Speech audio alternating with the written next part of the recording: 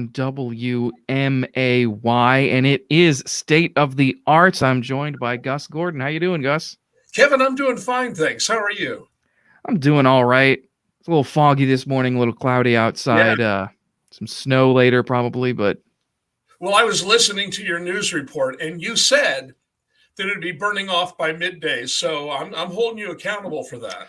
it should be. I mean, that's what I'm saying because Because I the person who talks about it is always the one responsible for it. At that's least I that's know. how I remember it from years ago. I was gonna say you might have experience with Yeah, people telling you the weather's wrong or something. right. No, it was bad this morning. It was It really was. I walked like I said the other time I was talking to you, it's like The Exorcist. All this fog and like light shining through, and I drove past Shields and couldn't see it until like the light was the cross light was like right where my door is over there. You I mean, probably couldn't even see the top of it. barely. I could see like I could faintly see the word Shields in red. I mean, that's how bad it was. Yeah. And then but it's clearing out, but we have a winter weather advisory tonight and tomorrow, and No. with case numbers rising, I'm going to be inside. Yep. I think that's smart for a lot of people, probably. The combination, I was reading an article that talked about the case and how you really can't depend on the numbers anymore. Yeah. And the only reason you can't depend on the numbers is because so many people are doing home tests and not reporting. So the number you hear about each day that's reported on, the actual number is probably much, much higher than that. Yeah. So because people get the home kits and then just stay at home and don't report it. So that's or they test positive and be like, well, I mean, I don't feel that bad though, so I'll go out and right. So that can happen. So either way, I don't like the people I know that much. Honestly, I mean, really, I mean, the grand scheme of things, whatever. Like, well, hey, YOLO. I don't know. I don't know either. So we got that going on. Unfortunately, there are. What's up? No, before that's taken out of context. Okay. I do care about the people I know. I do. So, yes, I do. And I know you do. I know you do, and we're just throwing a little bit of sarcasm, trying to make light of all the everything going on in the world. If we can't laugh about it, I don't know what. I like that. That's good. All the everything, because it's really what's going on. And unfortunately, we do have to talk about the fact that many, and it's not just here locally, it is around the world, but locally there are a lot of productions that have had to be moved off to later dates just because of how bad the surge of coronavirus is. There's been already, we talked about the Driving Miss Daisy, the production by Spencer Theater Company, which was moved to July, the last 2 weekends of July. Right. Let me call that up on my computer screen real quick. That is July 22nd through 24th and July 29th through 31st. Yes. Which is I'm sure going to be a wonderful production, but it's the numbers and everything. So Felicia Coulter, Tim Crawford, Greg Floyd, Chuck McHugh's directing for Spencer Theater. It'll be a fine production. Oh yes, absolutely. And another production that has been moved to later in May. This had been talked about, and I know because I was in the cast and on the STC board, and we couldn't officially say anything. But now that I've talked about it on air, it's been officially announced. The Miscast Cabaret is being moved to Mother's Day weekend of May in it's the 13th through the 15th. Working around people's schedules for it.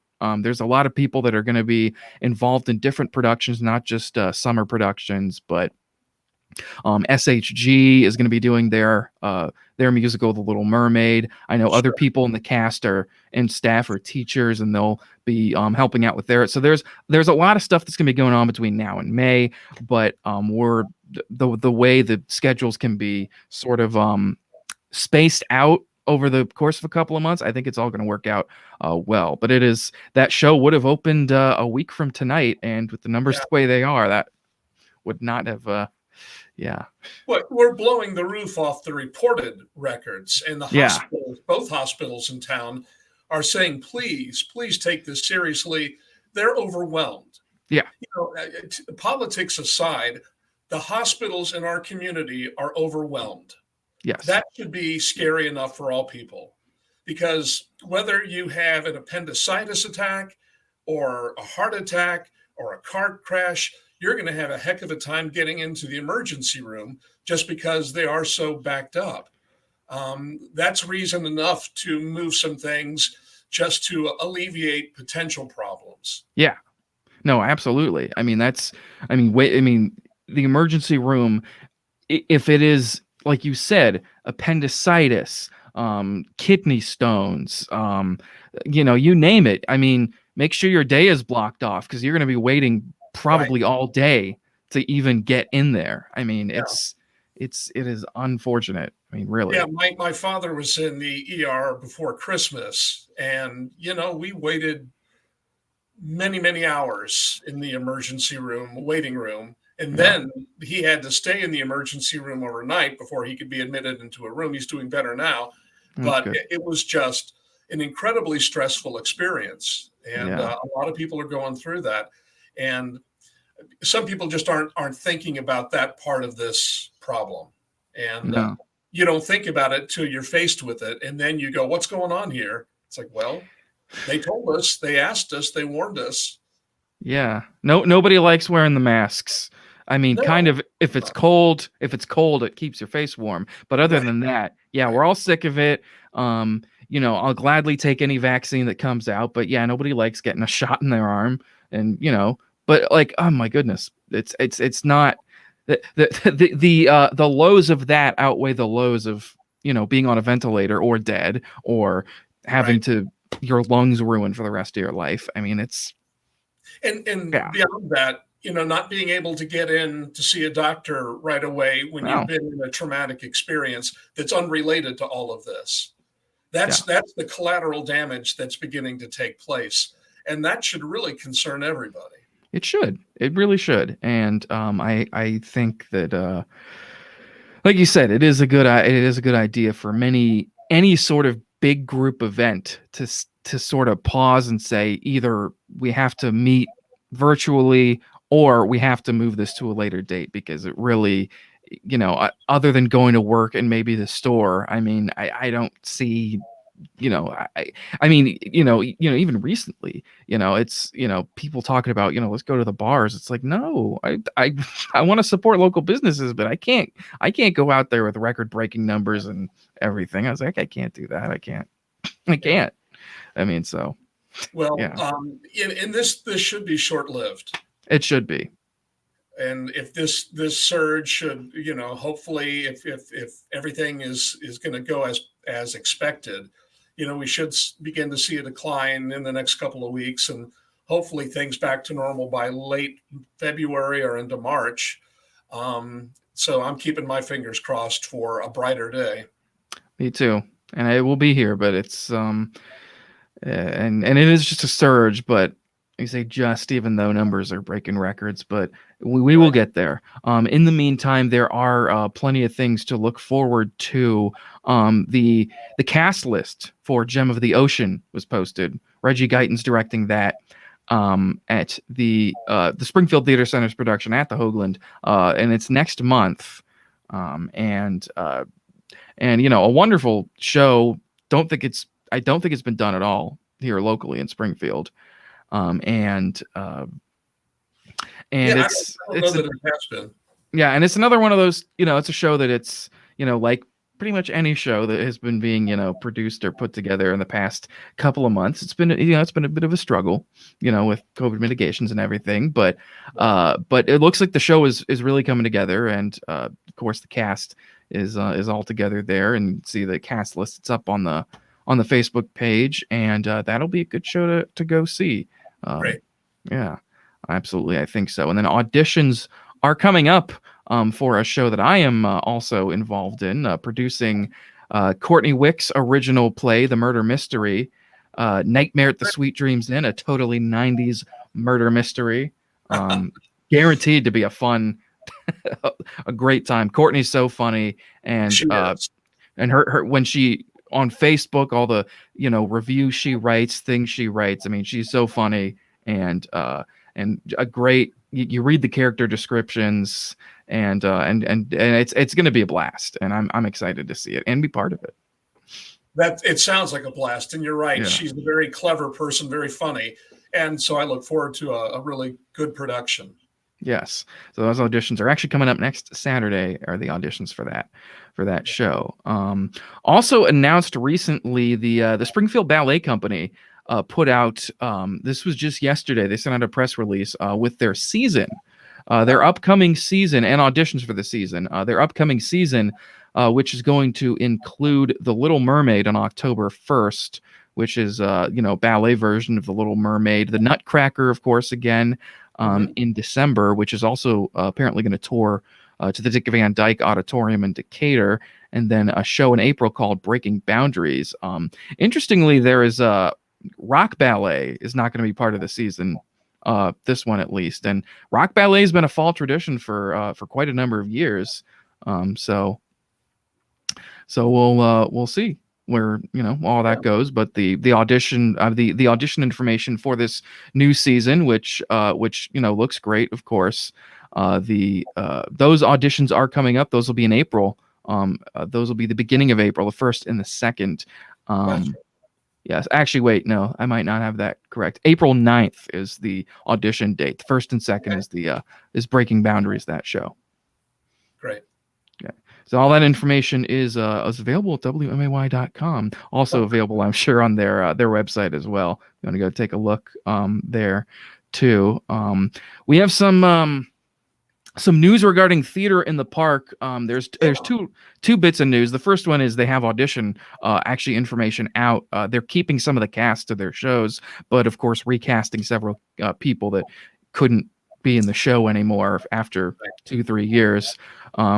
So those auditions, Babes in Arms, Company, Inherit the Wind, and there was another one that I cannot think of off the top of my head, but those are auditions are coming up. But with Theater in the Park, after 18 years, Carrie Canton, a mainstay out there at New Salem and Theater in the Park, is retiring from her position with Theater in the Park, and looking for a replacement. And I mean, she was always out there, Yes. pretty much every single, like I only did one show out there. Megan did a couple, but I was out there. I mean, I would go out there pretty much every summer. They did the Music Man out there, and she was out there like every night of the performances, even some of the the rehearsals, tech rehearsals, Right.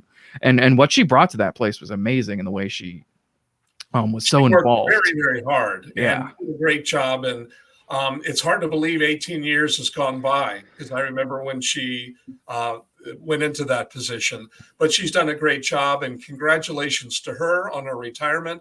And it'll be very interesting to see where Theater in the Park goes in the future under new leadership.